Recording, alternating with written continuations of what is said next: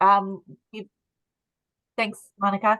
We've got Serena McDiarmid with us here today. If you haven't met Serena before, she is a PhD candidate at the University of Waterloo, who for about the last year has been working with the CYPT on this area of belonging, and specifically the area about how might we measure belonging in really good ways at a program level.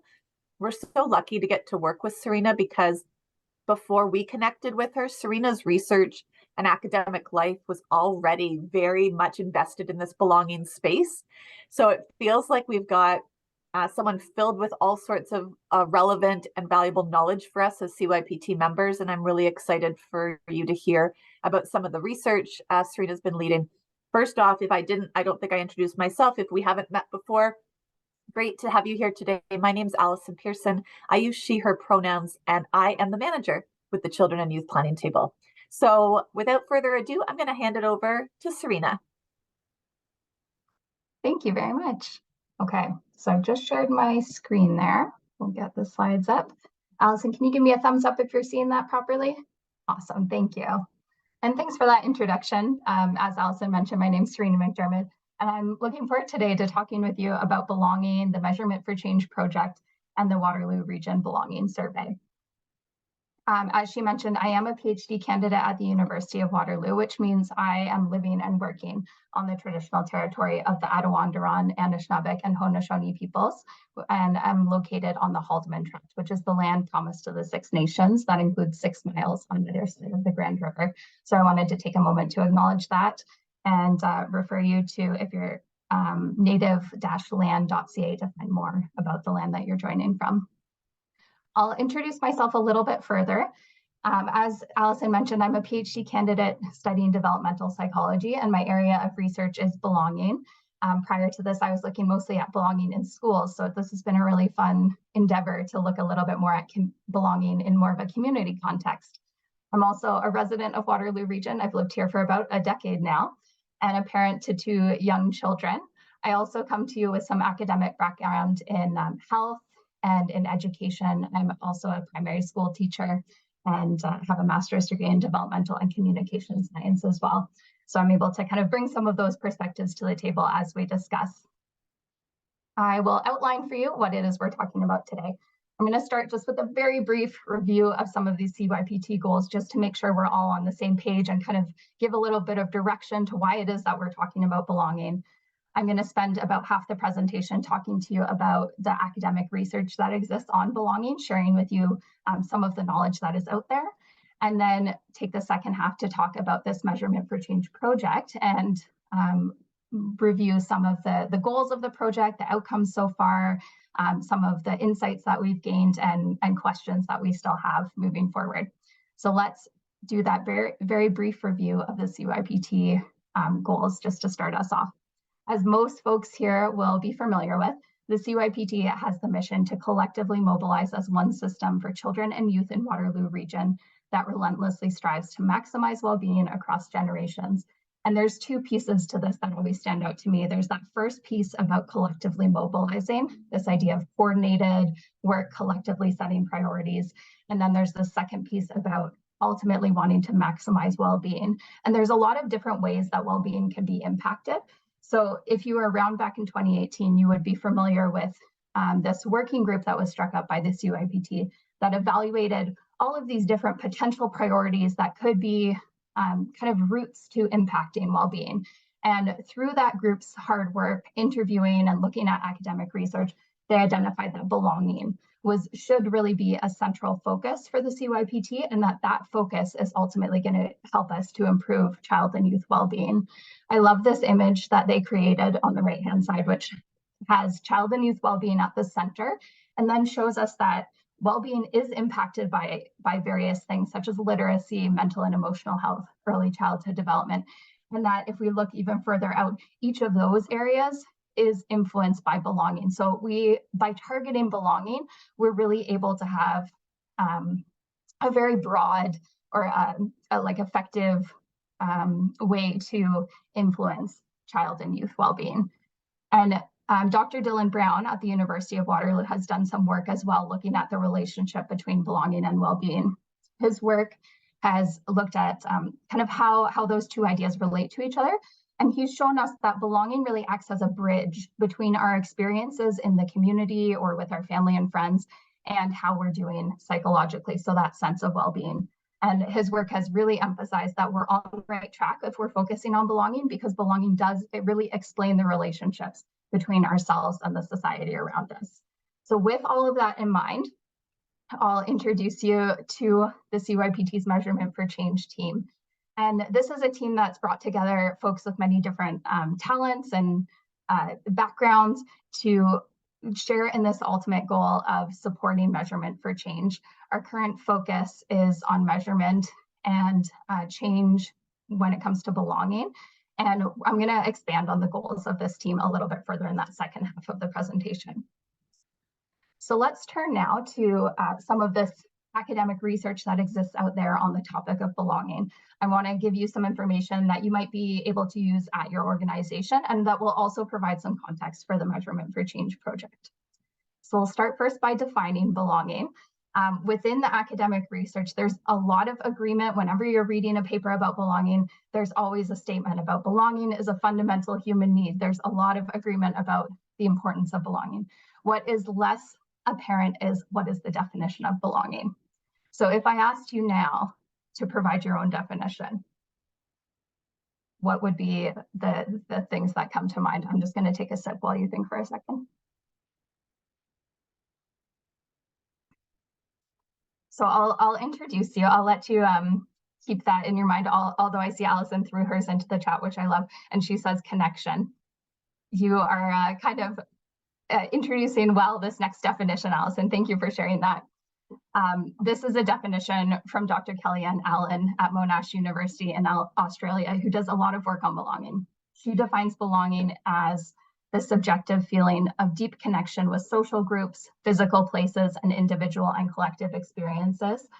I love this. It reminds me of the cheers where everyone knows your name. Thank you for sharing that, folks in the chat who are contributing. And I think what I'm hearing from you is exactly what Dr. Allen says, this idea of deep connection or like everyone knowing your name. And what I think this definition also offers us is a little bit of an idea of the different contexts where belonging can happen. It really illustrates that it can happen in social groups. It can be about physical places. It can be individual experiences, or it can be this kind of collective sense of belonging. Thank you too. I see freedom of expressing our identity. That's great. In a second definition, I'd like to introduce you to, and this is the last one, I promise we're not going to spend all our time on definitions, but this comes from the Building a Case for Child and Youth Belonging document. Highly recommend you take a scan through there if you're interested in this line of work, if you're interested in knowing more about belonging. And they offer a definition from the Community Foundation of Canada. This definition begins with what we already have been talking about, this idea of belonging as being part of a collective we, that idea of connection that I'm seeing come through in the chat. And then they go on to say it's a two-way street. It's about individuals cultivating their own connections to the community and communities sending signals of acceptance and inclusion. And I think that that's a really rich contribution that this definition makes, this idea of a two-way street where it's not all on the individuals to come up, form their own sense of belonging entirely on their own in isolation. And it's also not entirely they're on the shoulders of an organization or a community to unilaterally impart this sense of belonging. Both parties come to the table and kind of collaboratively form this sense of belonging. And we always return back to the voices of our youth because often they say it best. This quote from Obina is really wonderful and says, belonging means you don't have to hide who you are in order to fit in. And I think I saw that echoed as well in the chat, that idea. So ultimately, we kind of have these ideas of three pillars that form sort of the basis of belonging. We have ideas of equity, feeling attachment, and feeling valued, heard, and included. And I'm going to talk to you now a little bit about what belonging looks like at these different stages of development. So infancy, right from the get-go, belonging is so important. it might not seem immediately apparent, but really what we're looking at with infants is that they are practicing their sense of belonging or developing their sense of belonging in that pair with a primary caregiver or a primary caregiver team. And infants at this age, they're so dependent on that caring adult. So this is really, belonging is a matter of survival for them. This is their food, their love, their time and shelter. Everything that they need comes from this belonging and attachment with that caregiver. So the challenge for them at this age, when it comes to belonging, is just forming some sort of secure bond in which they can grow, develop, and thrive. And as infants become a little bit older, we see the spheres where they're practicing their belonging or feeling a sense of belonging kind of widening. It's no longer just about the it's no longer just about the primary caregiver or caregiver team. It's also we're starting to see friendships or other trusted adults coming into the mix. So children at this age, they're becoming more aware of their peers, moving from parallel play to associative play. They're starting to test the limits with those peers. And through that testing, that's how we see a lot of social skills and learning about group norms developing. Children at this age are understanding things like social conformity. And the challenge for them at this age is that they need support to develop the social skills to interact positively with peers.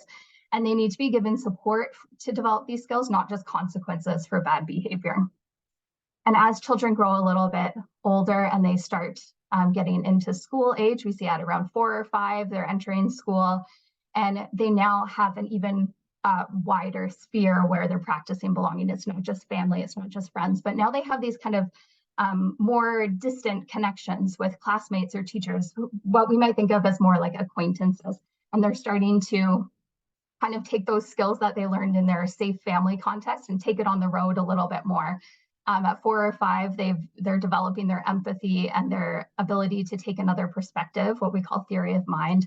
And children are increasingly testing those social skills in these outside contexts. And the challenge for them at this age is that often patterns of social exclusion or things like bad reputation can develop. And we need to kind of break those cycles in order for successful later development to happen. And then zooming ahead a few more years into those teenage years, we have children who have now practiced their social skills and their belonging and their connections in all of these different spheres like family, friends, and acquaintances. And now in adolescence, the focus is kind of shifting a little bit off of the family, and in a really like developmentally appropriate way, it's shifting more towards peers. So as these teens transition into adulthood, they're beginning to establish their social identity, their sense of who they are outside of their family context. They're often defining themselves, at least partially, by the groups that they belong to. So the idea of where do I belong is so important to understanding who am I for teens. And they are engaging too in these more complex social skills like reputation management, self-presentation. And the challenges at this age, one of the major ones is around navigating ostracism, because that can be so threatening to your sense of social identity. And teens seem to be uniquely sensitive to feeling ostracized by peers. So this is kind of the average or typical sort of developmental course that belonging is taking.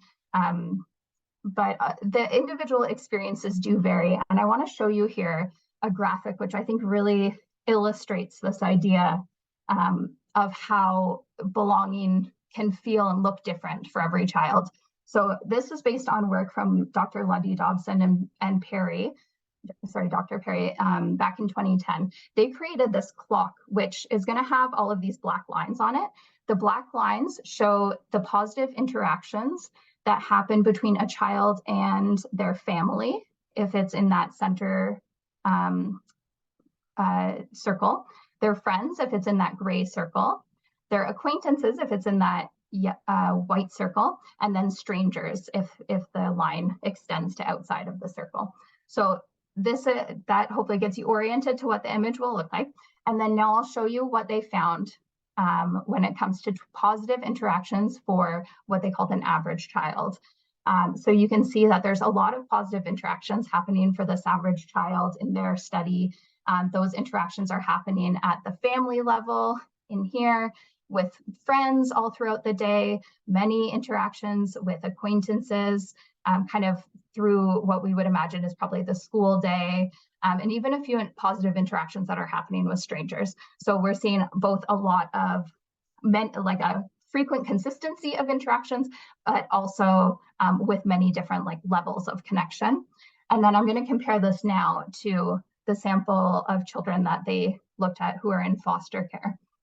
And we can see with this sample, there are still some positive interactions happening with family and a few that are happening with acquaintances, but we're not seeing any positive interactions happening with friends, nothing with strangers, and the quantity of interactions is a lot lower. So I think this is just a really useful graphic to demonstrate to us how much a sense of belonging, a sense of social connection can vary from child to child.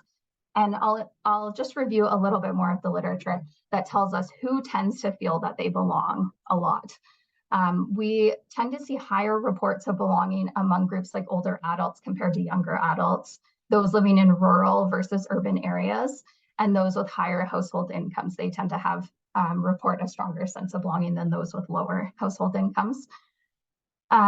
We also tend to see lower levels of belonging reported from individuals who are part of marginalized groups. So for example, members of 2S LGBTQ+ youth are part of that community rather, those with disabilities, teen mothers, trauma survivors, just to name a few groups. So we can just move ahead with this understanding that every group kind of experiences belonging a little bit differently, has different levels of belonging. And yeah, thank you, Allison, for just highlighting that we definitely saw these results as well within the 2021 Youth Impact Survey. So I'll answer the question now of why belonging is so important. I know I've already shown you the relationship with well-being, but I'll dive a little bit more into some of the academic research on it.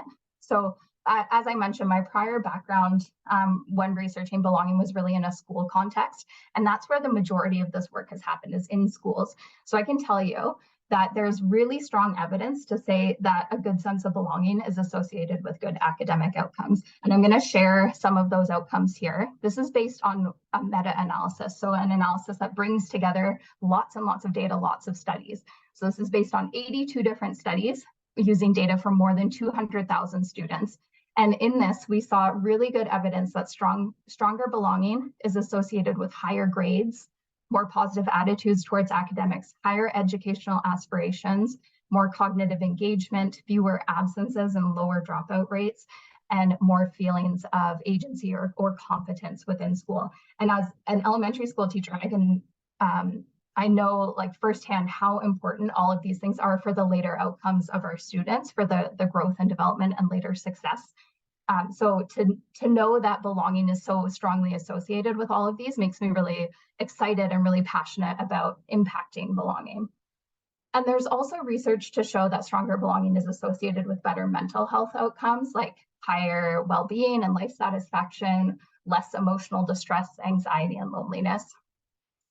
There's also a little bit of work that shows when children have stronger, or children and youth have stronger sense of belonging, they tend to have better physical health overall, or better healthy decision making. There's not quite as much research with children in this area, but there is a lot of research on belonging in adults. So I'll throw out two quotes here that really kind of floor me when I look at them. First, this quote from Dr. Jedden, who back in 2009 published something called The Social Cure, and said that alongside diet and exercise, belonging to social groups and networks appears to be like one of the key factors. Thanks for that reaction in the chat. I see someone saying 100. And again, if we want to emphasize the importance of belonging, that this is not, that it's just so foundational to our well-being. I'll put up this quote as well, which has shown that the health risks of prolonged social isolation are equivalent to smoking 15 cigarettes a day. So not feeling a sense of belonging and not feeling social connection has really profound implications, really profound effects on our lives. And we might ask the question, like, we know that now that belonging is important, but why now? Why is it so important right now? And my answer to that is that we really have a loneliness epidemic going on. You might have heard of this in the news. It's being reported frequently. And it started before the pandemic, definitely was exacerbated by the pandemic. And we've seen this again echoed in our local community too. This loneliness epidemic is certainly happening internationally. And YMCA Workwell has highlighted within our region some of the issues too. In 2021, they asked adults to identify what they need more of in the next 3 months to support their well-being. And overwhelmingly, what adults were reporting in this sample was that they needed more connection to family and friends. So they needed to feel more that sense of belonging. So that's kind of the first half of our talk, where I hope I've outlined for you kind of what belonging is, why it's so important, why we want to focus on it now, and what it can look like for different children and youth at different stages of their lives. And now I'll transition into talking a little bit about the goals of our Measurement for Change project. So this project has a few major objectives. One was to produce a survey that could be used to measure belonging, the Waterloo Region Belonging Survey. The next was to create a platform for viewing the data. And then finally, we were wanting to build practitioner research capacity. And ultimately, the goal is to facilitate some kind of change. We want to avoid falling into that trap of just measuring something and saying, oh, it's not as good as we want it to be. And then it kind of nothing happens. We measure it again 10 years later and say, oh, it still looks the same. So the focus here really is on change and how can we transform our measurement into action? I'm going to talk to you now about the survey and highlight some of the features for you. We have worked really hard to make this an easy to use and easy to access survey. Through grant funding and some smart design choices, we've been able to keep it at no cost. So we're using really low cost software, and the survey uses features like the program name is piped in automatically so that we don't have to have someone manually change the survey for each person. It's electronically administered, so there's no need to have someone entering data. And because it's housed within the CYPT, all of the issues around consent and privacy, we were able to address those. We're able to centrally manage the data. So that's for smaller organizations that might not have the capacity to do that. That's something that we can take care of. This survey also brings together a few different types of questions. We have questions related to community belonging, program belonging, and demographic questions. And we worked hard to make sure that there was a balance between standardization and customizability. So the way we structured this is that it's a catalog of questions. So the organization can choose which questions, pick and choose which to include in their version of the survey. So we have standardization, which is great. It allows for comparable data. You would be able to compare it with other organizations in the region and also other organizations who use the survey questions. So for instance, we are using survey questions that are also used in the Youth Impact Survey. We have questions that are also used by Statistics Canada. So the data that an organization collects can then be compared with samples from Statistics Canada or Youth Impact Survey.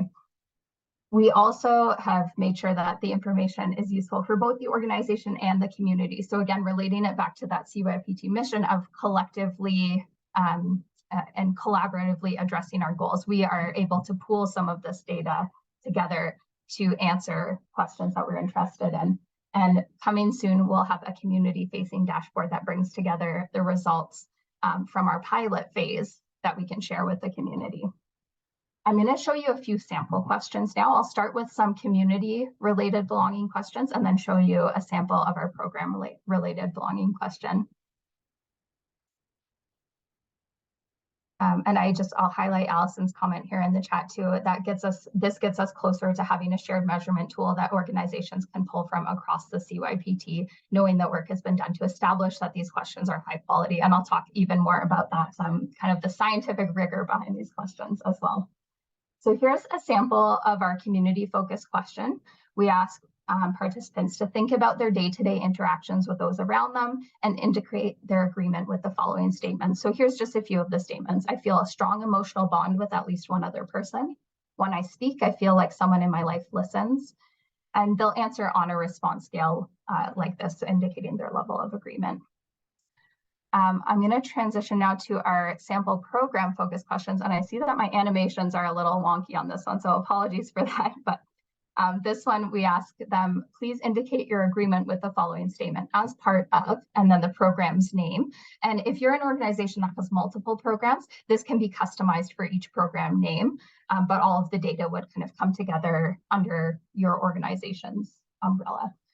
So in any case, we ask them as part of the program, do you feel when I speak, I feel like the facilitators listen to me, I'm treated fairly, I have close relationships with other people. And again, the focus here was on choosing items that are comparable to other measures, that tap into elements of belonging, and that are things programs could realistically have an impact on. There's a few recommended ways that we really want to encourage you to use this survey, because the idea is that you would be able to evaluate belonging related effects of your programming. So here's some ideas for how you might choose to use it. If you have a time-limited program, you might use this survey as at your first and then your last session to give you an idea of how much change your participants have experienced in their belonging. You might do a sort of a control group. So what comparing one group who is receiving some sort of programming to another group who isn't, like maybe your wait list. And if both groups fill out the survey, you can get a sense of how belonging might have changed for the group in your program compared to a group that didn't get to participate in the program. If you're about to implement a change to your programming, you might give the survey before you implement the change and then after. And that might give you an idea of whether that change was effective for improving belonging. And we've also built into the survey a way that you can, that participants can anonymously have their survey tracked over time. So they use this unique identifier and track changes among individuals to, again, give you a sense of whether the decisions you're making are impacting belonging. And the goal here is so that we can make some evidence-based changes. And if you'll remember back to the goals that I set out, the first goal is to develop the survey, and we've developed that. The second goal was to develop a platform where organizations can interact with their data and look at it. And here is one of the pages of the Power BI report that was built. The intention here was to build something that was easy to read and that would quickly display the results that folks are interested in. So we have graphs, tables, and key performance indicators in the report here.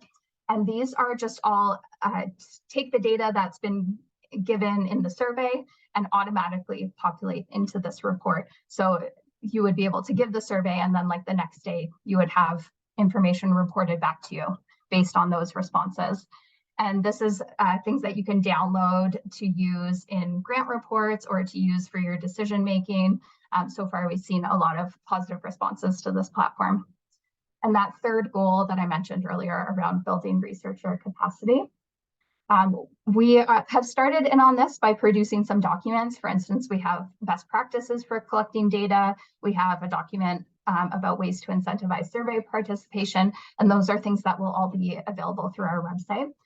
And I'd also encourage you to watch out across 2023 for more of this type of thing coming. We're working on publishing a digital data collection toolkit. So sort of a one-stop shop for questions you might have about collecting data. And we're also working with OTF to design some research capacity training sessions. So I'll talk to you now about that scientific testing of the survey that Allison and I have mentioned. We did what's called validation of the survey. So we collected data from a large sample. Thank you for clarifying. Ontario Trillium Foundation, OTF, was supporting those. Okay, so we collected data from many different youth across Canada and within the region. If you know an undergrad student who took psychology last year, there's a good chance they filled out this survey for us to help us out. And with their results, we were able to answer some questions. So we wanted to test out this survey and see whether it was a good measure. We asked questions of the responses and said, does this survey really measure belonging, or are we maybe measuring something else by accident? And the results were encouraging. Yes, we seem to be measuring belonging. We're not accidentally measuring something like mental health. we also wanted to see, are any of the questions redundant or are they not working? There's a lot of different ways that a question could not work. And we did find some that were not great questions. So that's just illustrates why it's so important to go through a process like this of validating a survey. There were some questions that are very much redundant, like we would see the exact same answer on question A and question B for almost every respondent. And so that tells us it's not a good use of time to include both of the questions. So we're able to drop one of them or consolidate them or make it so that, you know, folks could choose just one or the other of the questions, like organizations could choose one or the other. We also looked at this data, the answers from all of these different youth, to ask, are all of our questions closely related to each other, or are they, in statistical speak, are they reliable? And the answer was yes. And then finally, we wanted to check and see whether we were using the best response scales. I showed you those sample questions, which used a 4-point scale of strongly disagree, disagree, agree, strongly agree. But we also had a couple other questions that had either a yes-no scale or a larger scale. And we found some of those scales were not very effective. The yes-no didn't give us that granularity of information that we really wanted. So we recommended breaking that out to a more like agree and disagree kind of scale. And similarly, the larger scales that we had, sometimes the far ends weren't being used. So that tells us that the scale could be kind of reduced a little bit. So all of that to say that there's been some thought and testing and work that's gone into making sure that this is a really good quality survey that you can feel confident using with your organization. And probably, or interestingly, there's also a lot to be learned about belonging from these responses too. It wasn't just testing out the survey. We can also look at some of the results. So one thing that we learned from this is that the folks who tend to participate in a community program and would fill out a survey like this tend to have a stronger sense of belonging to the community. So this, we have one question that's pulled from Statistics Canada, and on that question about how much they feel they belong, we saw 87% were reporting a strong sense of belonging to their community compared to 70% on a Statistics Canada sample.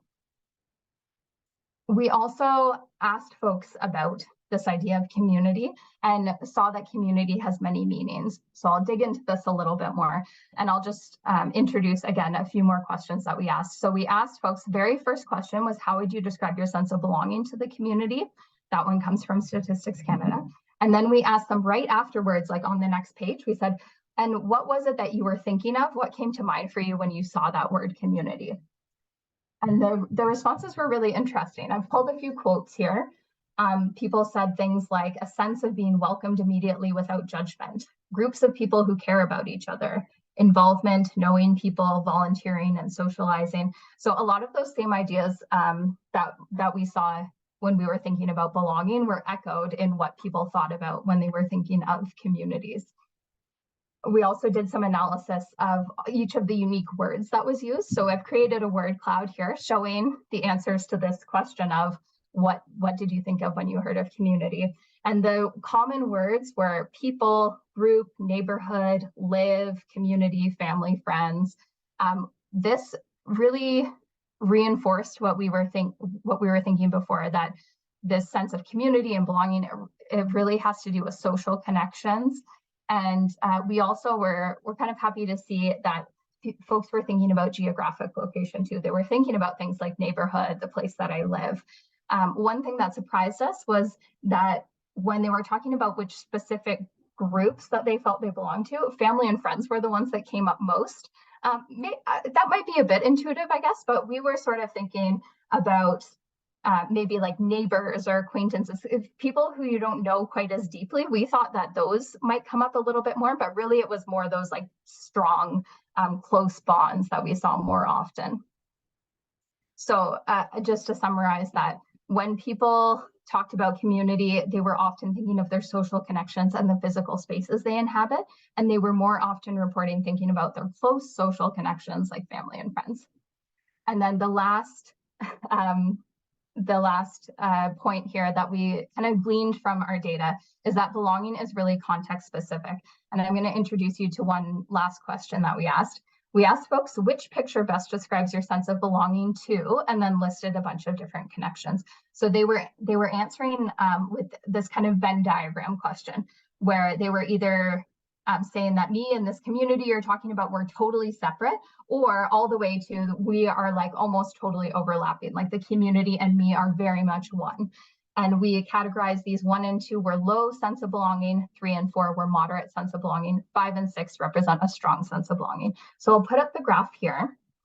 I've organized it from the highest sense of strong belonging down to the lowest. And we see the top 3 here, the places where folks are reporting feeling the strongest sense of belonging, the most kind of overlap or identification with that community, are the program that they were attending, after school or extracurricular activities that they participate in, and places that they volunteer. The places that we were not seeing as strong a sense of belonging were local, neighborhood, and city. So I think what was really interesting here is that the places that we saw the strongest sense of belonging, the context where we saw the strongest sense, were places that folks are choosing to be part of, and also contexts where by definition you're interacting with others. There's some sort of social connection happening. So you can think like a place that you're volunteering or an after school activity, those are almost always involving other people interacting with you. Whereas your local neighborhood or your city, there's not a requirement for social interaction to belong to those places. And you also are not actively making a choice to be part of those. You just kind of default automatically become part of those places or part of those communities by living there. So I thought that that was really interesting to dig into a little bit about which contexts are important. And this data definitely, it raises a lot of questions for us. There's a lot of things that we got excited about that we want to explore more based on this data. And I'll share a couple of them with you here. One of them is around that idea of context and what level of belonging is needed to support mental well-being. When I look at that context graph, I think of the folks who felt really strong belonging to maybe 1 or 2 contexts and not a lot of belonging to others. And I was really asking myself, is that sufficient? Like, is belonging really strongly to 1 or 2 places enough to kind of protect your well-being and your mental health? Or do we need to see well-being or connection kind of across all these different contexts? Or, you know, are there some that are more important than others, some contexts that are more important than others? Another question we have is around that idea of change and action. So what interventions or what things can we do that others have done to improve a sense of belonging? There has been some work on this in school context, but not a whole lot of work outside of the school context. So that's something that we want to spend more time digging into, and potentially in the future, like try out some of these actions within our community. And then we're also wondering about these patterns with younger children. We always want to hear the voices of our children and youth in our community, and the survey right now allows us to hear from the youth, but we need a more kind of specialized and appropriate survey for younger years. So that's something we're developing right now, is surveys that can be used with 3 to 13-year-olds to allow them to share their thoughts as well, and help us see if the same patterns hold true for those younger ages. So one last slide coming up. If this has really got you interested and excited about this project, you're looking to be a little bit more involved, I would encourage you, if you want that low level of involvement, just to stay tuned for news from us. We're going to have more coming up in the next few months about capacity building resources on our website, about research like training sessions. We also will be putting out a survey about your organization's data needs. So if you can keep an eye out for those and participate, or just read and stay engaged, we would really love that. If you are feeling like this survey might be a good fit for your organization, we've just launched phase 2 of data collection with our youth survey. So you can get in touch with me if you're interested in using the youth belonging survey. We can talk about if that's the right fit for you, and you can get more information. I also want to let everyone know that piloting or testing out the child versions of the survey, we're expecting that to happen in fall 2023. So please feel free to send me an email if you want to be like really kept in the loop. This is no like formal commitment or anything. You can just let me know that you're interested. I do have my contact on the screen there. And I see that Allison's popped it in the chat. So thank you very much, Allison, for that. Yeah, so those are kind of the steps for us moving forward. And I'll just end with a big thank you to the community partners and the youth and parents in our community that have helped out so much through their participation, and show some gratitude for our funders. The Lyle S. Hallman Foundation, Ontario Trillium Foundation. We've received My Tax Accelerate funding, SHIRK funding as well. So I will leave it there. And I will turn it over now kind of to the chat and anyone who has questions. Maybe I'll leave my slides up in case anyone has questions that relate to the slides. Oh, hi, Ava. I just saw a friendly face in the audience there. All right, so I guess if anyone does have questions, we can use the chat, we can use the raise hand feature. Or Allison, if you want to jump in. I see Jennifer waving you down, so maybe yeah, thank you. I'm sure there's a raise my hand button somewhere here, but I can't find it. Can you hear me? I can hear you. So I think there are lots of great information here. So thank everybody for their work. I've saved a slide. I hope that's okay to share with our team around the two-way street piece. Yes. Because sometimes we forget that, right? We think, what more could we do? And sometimes it's been said, well, you could go stand on the person's doorstep, I suppose. But really, short of that, we've done what we can do. So that we call that the $5 snowsuit. So if you're going to help somebody with items, ask them to pay a little bit of money, so that we call that the $5 snowsuit. But just sometimes I forget that.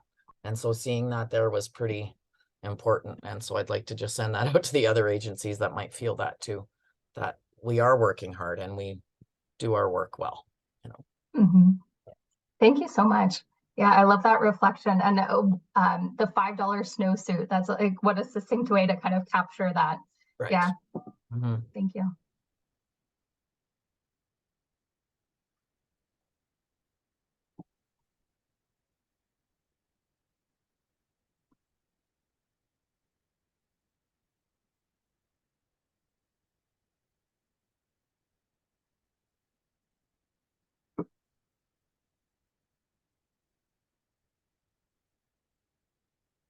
I'm just taking a second too. I'm looking back through the chat. I didn't necessarily catch everything. Oh, hi, Mohammed. Do you want to go ahead?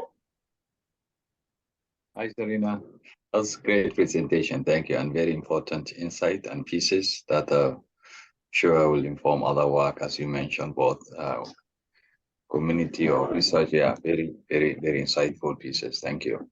For the circles or the pictures, that's what's actually interesting. Like the visual piece to it.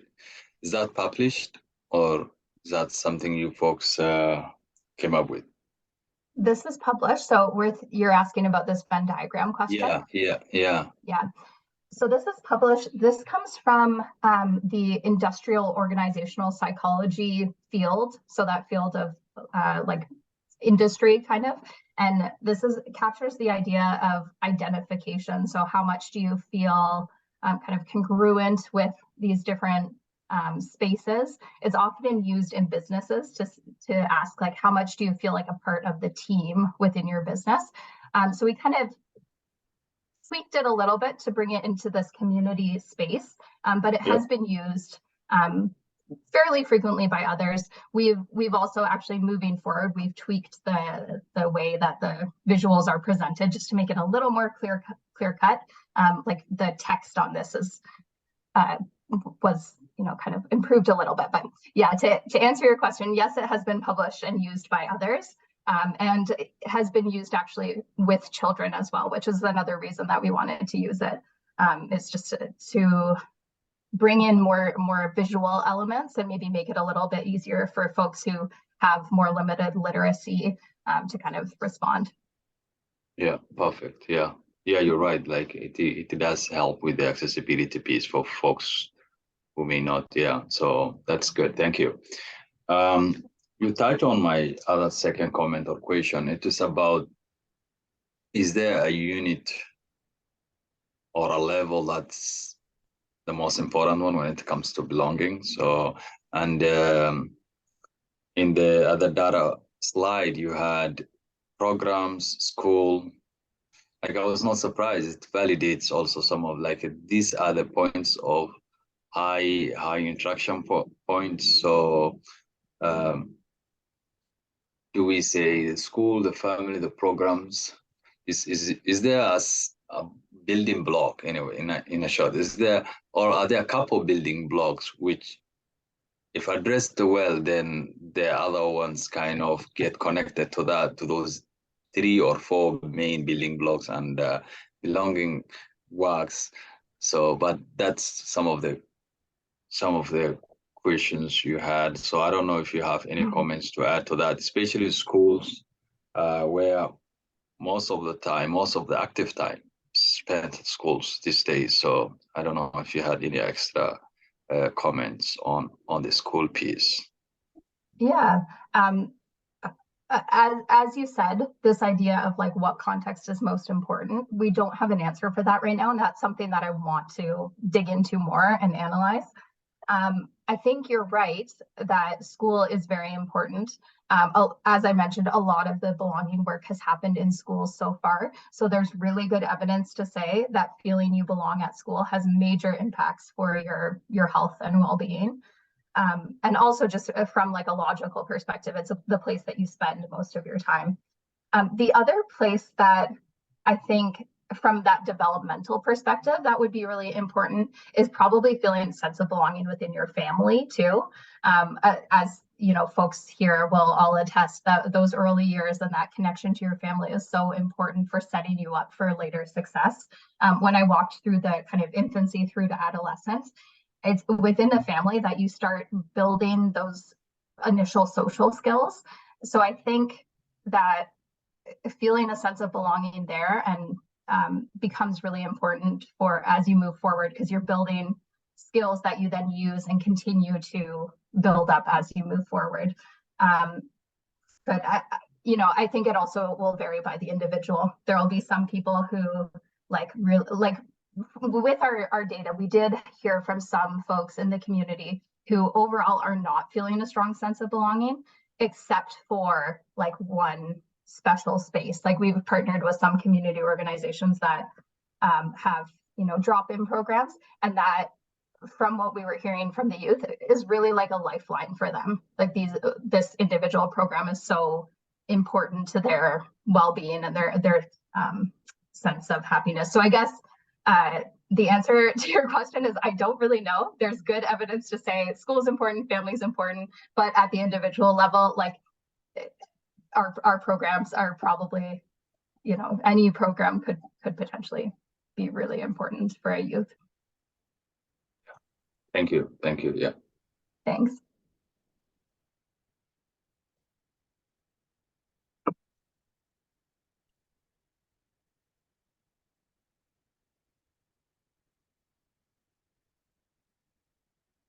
Yeah, and I'll just echo, I think Allison said at the beginning, but this has been recorded and will be posted onto the website, right, Allison? So folks can always revisit it if they want to. And I see a question from Greta. She asked, you said that there was higher belonging among those participating in our community programs as compared to the Stats Canada sample. Was it also higher than the prolific sample? Okay, so what Greta is asking about is as I mentioned, we asked our questions of many different groups, like the undergrads or like the folks participating at the community level. We also asked a sample that we recruited online from across Canada. I'm trying to remember, Greta. I think that the sample that we recruited online looked more like the Statistics Canada. They were reporting more like a 70% sense of belonging, like 70% saying strong sense. So they did look a little different than the folks who communicated in our community program.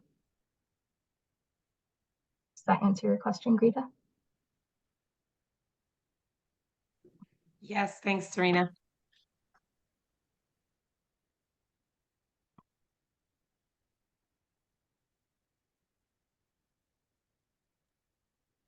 Serena, can I ask you a question? So before you were connected with CYPT, you've mentioned the work you had and studies you had done in belonging.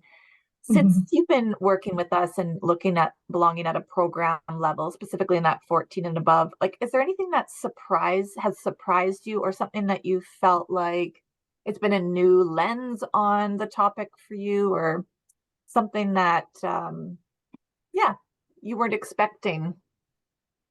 I'm going to go back to the image of our dashboard, just to remind myself kind of the different areas that we explored.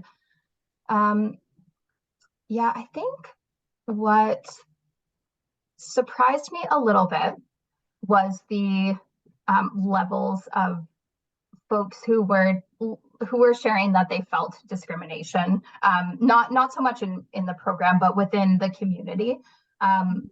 There's a lot of data to tell us that folks are feeling discrimination, but I think it always kind of still shocks me a little bit when I see folks saying, yes, like, I experienced discrimination. And that really resonates with me when I'm hearing that, because my prior work in schools has really demonstrated that one of the biggest parts of your sense of belonging in a school is whether or not you feel you're discriminated against in a school. So I guess that was something that kind of struck me as being really important. Happily, in our program context, we're not seeing that same level of discrimination. So I think that was something that was reassuring to see. And another feature that I think is really great about this survey is that we do get both the community and the program level perspective. So I think we get a more full picture of what the individual is experiencing, because if we look at just the program, we would miss out on some of the struggles that they're having outside of the program. And if we looked just at the community, we would miss out on some of the benefits that they're experiencing, or the really positive experiences that they're having within a program. Great, thank you.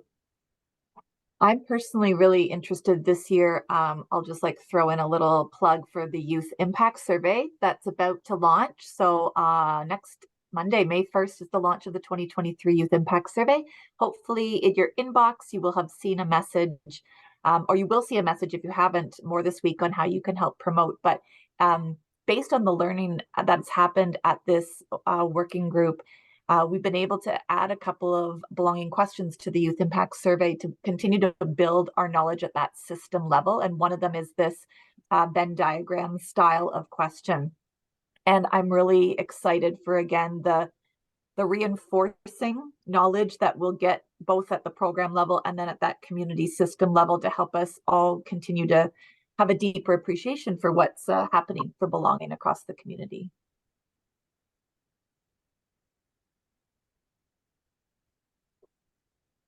So we have just a few more minutes here with Serena. Are there any final questions or comments that people would like to offer today?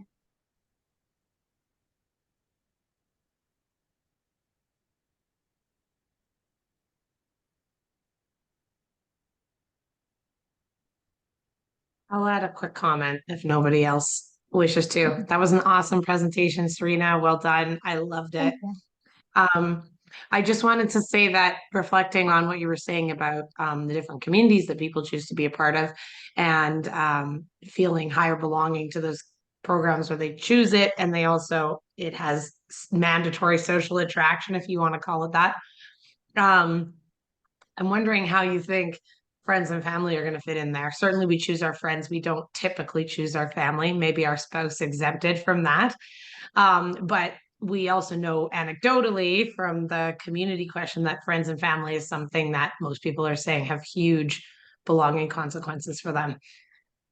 So I'm curious about your thoughts on how that fits into that framework of, belonging comes for those things that you choose.